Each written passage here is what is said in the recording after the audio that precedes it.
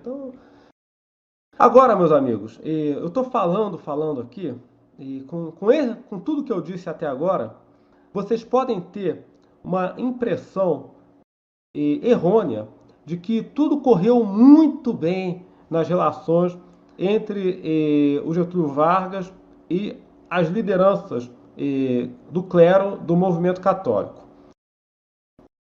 Olha, agora eu vou citar aqui alguns exemplos em que o movimento católico forçou Getúlio Vargas a voltar atrás em decisões que ele havia tomado.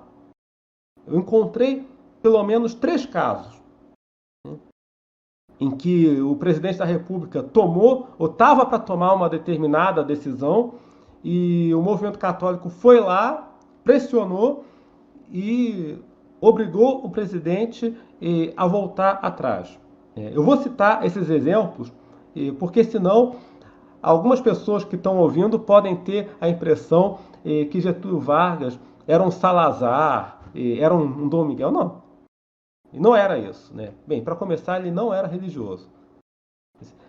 Ah, mas eu já vi foto do Getúlio indo na missa ajoelhado lá, e eu já vi foto do Getúlio beijando a santa, mas isso todo político faz. O fato de um determinado candidato ou governante ir na missa ou participar de eventos religiosos, isso por si só não garante, né, que seja católico. Você tem que verificar a coerência do pensamento dele, da sua racionale, né, e as fontes de inspiração. E quando você pega as fontes de inspiração do Getúlio Vargas, você percebe que o pensamento dele era uma mistureba de castilismo, fascismo, depois entrou doutrina social da igreja e tal, e fora outros autores que ele escolhia de maneira um pouco randômica.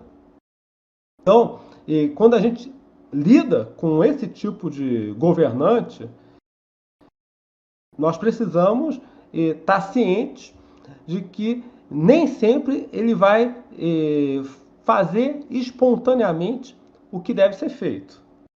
Às vezes vai ter que botar uma pressão ali. E foi o que aconteceu em determinadas ocasiões. Eu vou dar 3 exemplos.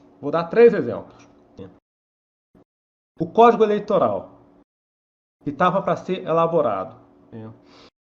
E em 1931, 32, formou-se uma comissão encarregada de elaborar um novo Código Eleitoral para o Brasil, instituindo o voto secreto, instituindo o voto feminino, etc. Né?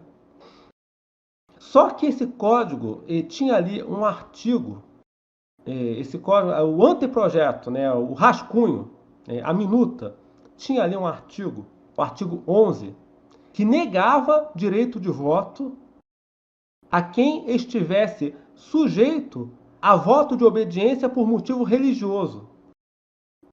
O que isso significava? Significava que os sacerdotes não poderiam votar, porque estão sujeitos a voto de obediência, né? Então, eles não ficavam sem direito de votar. E isso estava no artigo 11 do rascunho do decreto. A sorte, meus amigos, a sorte é que antes do decreto sair, antes do Getúlio Vargas assinar o decreto, os bispos tomaram conhecimento do teor do texto e foram lá, mandaram uma petição para o governo pedindo para modificar aquilo, para suprimir o artigo 11. E aí o Getúlio foi lá e suprimiu. Ele cortou aquele artigo. Então o artigo 11 desapareceu e o artigo 12, que estava logo em seguida, virou artigo 11 e assim por diante. Então aí você tem um exemplo de uma decisão que estava prestes a ser consumada, ou seja, o decreto ainda não havia saído, mas o rascunho, a minuta, já estava pronta e, por sorte, os bispos se movimentaram e endereçaram uma petição ao presidente. O presidente mudou o texto, riscou aquele artigo. Então, os sacerdotes não perderam seu direito de votar. Aí, quando você investiga, né, eu investiguei, vem cá, né, quem foi que colocou esse artigo aí no texto inicial? Pois bem, a comissão encarregada de redigir, de rascunhar o Código Eleitoral, era formada por 5 juristas. Um deles era o doutor Otávio Kelly, grão-mestre do Grande Oriente do Brasil. Ou seja, o cara tinha assento ali na comissão, na maciota ele botou esse artigo no texto para fazer o negócio sair ali. E se não tivesse soado alarme, se os bispos não tivessem se movimentado, o decreto teria saído com aquele artigo 11 ali. Então, vocês verem como esses caras são. Esses caras se infiltram nas coisas e colocam esse tipo de artigo nos textos, dos decretos, das leis. Então, vocês podem ver como que o Francisco Franco fez bem de criar o Tribunal de Repressão à Maçonaria e ao Comunismo, quando chegou ao poder. Só que o Franco era católico mesmo, né? Tem essa.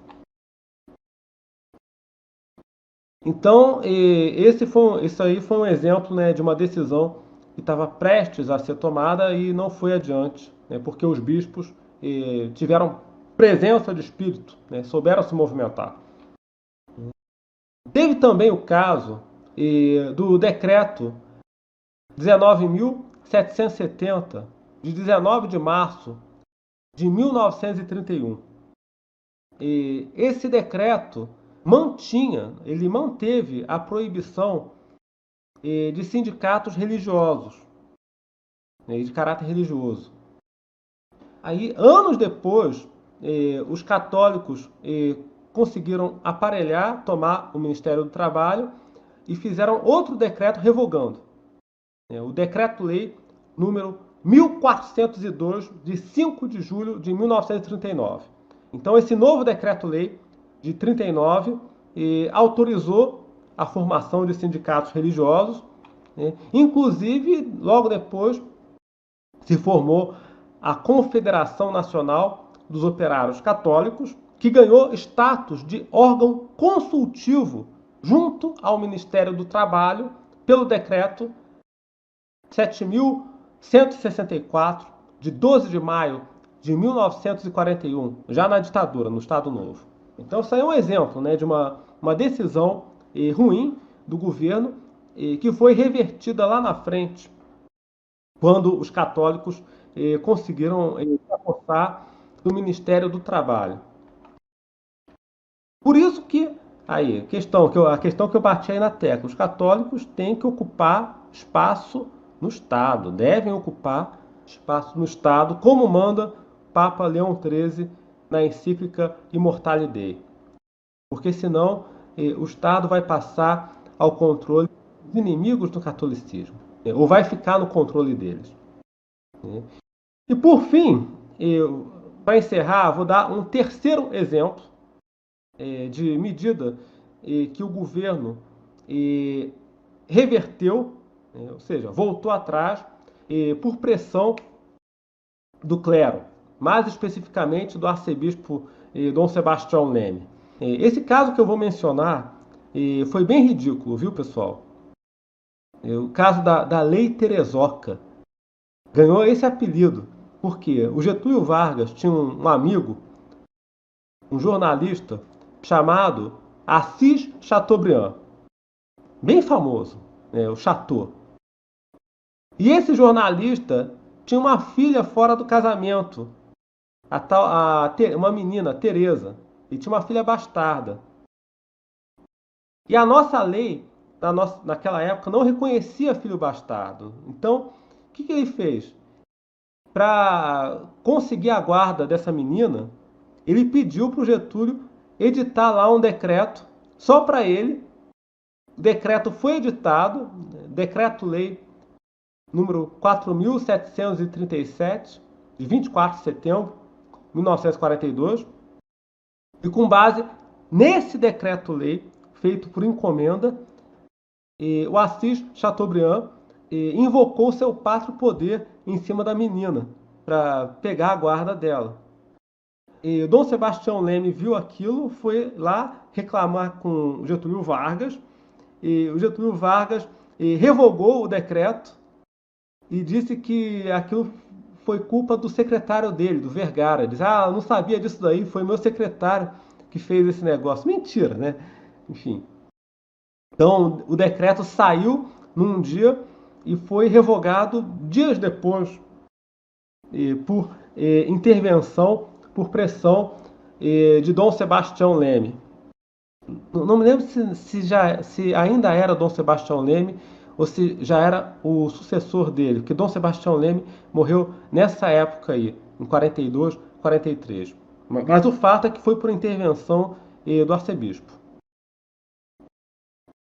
Então, meus amigos, eu estou citando esses exemplos, citei esses 3 exemplos, né, o caso aí da Lei Teresoca, que o Getúlio depois botou a culpa no secretário dele, enfim, eu estou citando esses exemplos para mostrar que não era também uma relação que corria às mil maravilhas, né? Isso aí só se a gente tivesse um presidente católico de fato.